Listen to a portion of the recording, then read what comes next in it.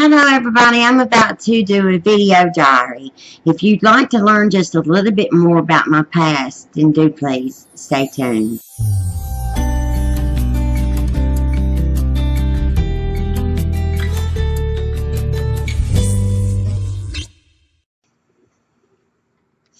Before I get started today, I would like to remind you that I have been in recovery since 1997. That was the year I was saved and delivered from cocaine. So keep that in mind as you watch this video. Everybody be safe, be kind to one another, and stay tuned. Here comes the video. So we left off at, I do believe I should have went back and watched it. But I believe we left off, I was telling you the tale the first time my ex-husband had ever severely beat me. And how it ended up. I believe I've got all of that told. So that was when the kids were about 3 and 4, I believe. And we lived a block up from my mom at the time. There for a period of time, even though we were doing drugs and everything, I stopped taking the kids to my mom's because mom was drinking and my stepdad was drinking and they were hanging out with a bunch of people that drank. So, you know, my addiction was hidden. It wasn't, you know, right out there on the table for everyone to see. So I do regret that, though, at losing my mom at the age of 45 from drinking. I regret not taking the grandbabies around her more often than I did. I've always regretted that, and I always will. My mom started drinking after my little brother got run over in the road a lot. And she had sent us to the store twice that day, and I know Mom had a lot of guilt over it. So she started drinking, and she never did quit. It ended up killing her. That's what her death certificate says. It's her death was due to chronic ethanol abuse.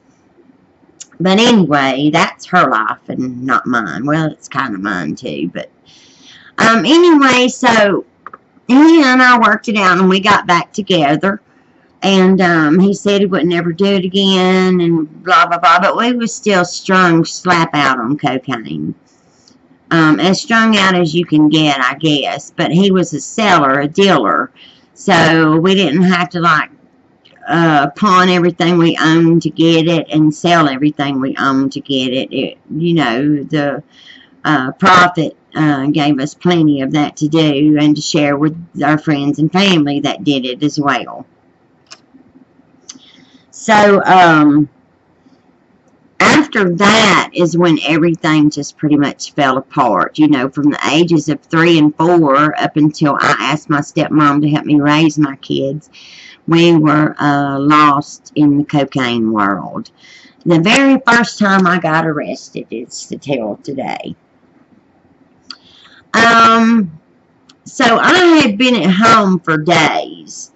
I didn't go out with him whenever he went to sell very often. Not often at all. But this time I had been in the house. I was ready to get out of the house. We were going to go see a movie.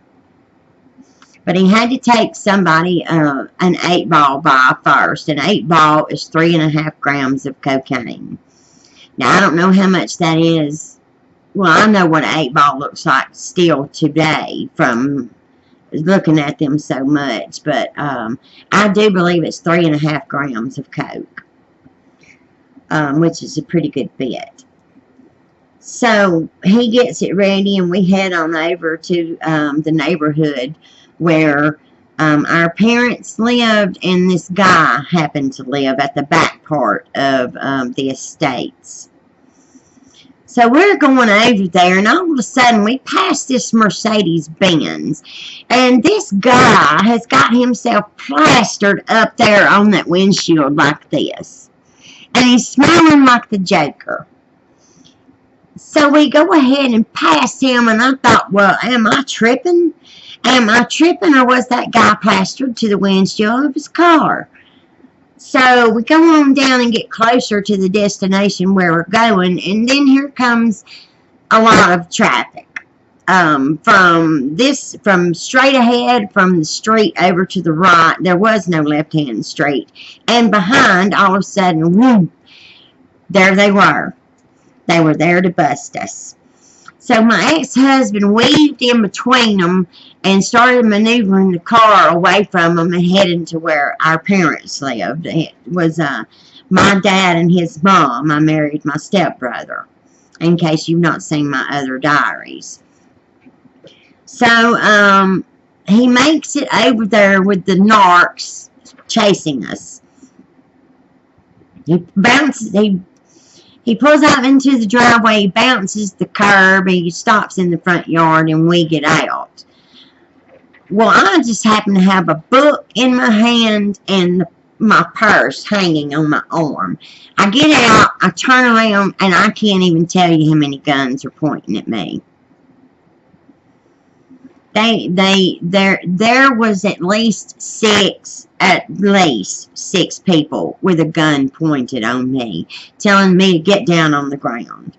And him as well. He got out of the driver's side. Well, while we were being chased by these people, he hands me that 8-ball that he had for that guy. And he tells me to put it where the sun don't shine. I slap it away from me and tell him he's crazy as hell. I'm sorry about that, but that's what I told him. And he kept trying to convince me for that 3 or 4 minutes that it took to get from that place where we were to where we ended up stopping.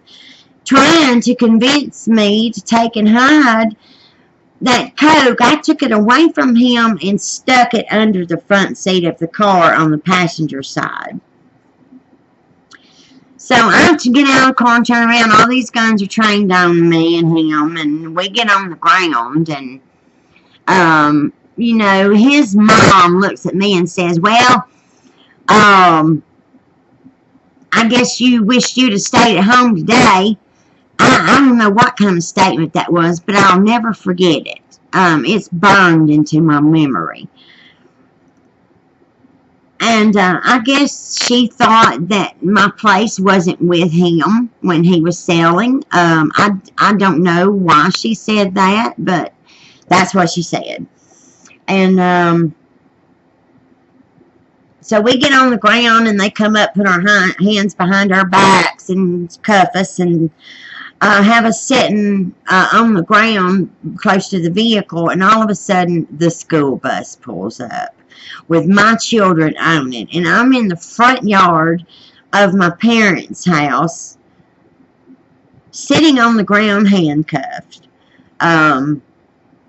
And that was the beginning of the arrests. There were so many arrests that I have to tell you about.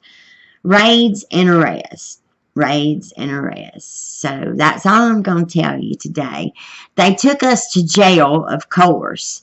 And my ex ended up claiming the 8-ball. And the charges were dropped against me. They knew it wasn't mine. But when they got us to the jailhouse, they put me in one room and him in another and started threatening me. You know, you need to tell us where you got it, blah, blah, blah, blah, blah, or we're going to put you away forever, blah, blah, blah, blah, blah. And there was a marijuana plant in a flower pot in that office.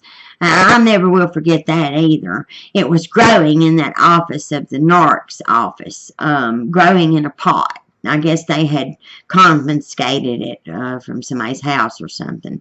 I don't know.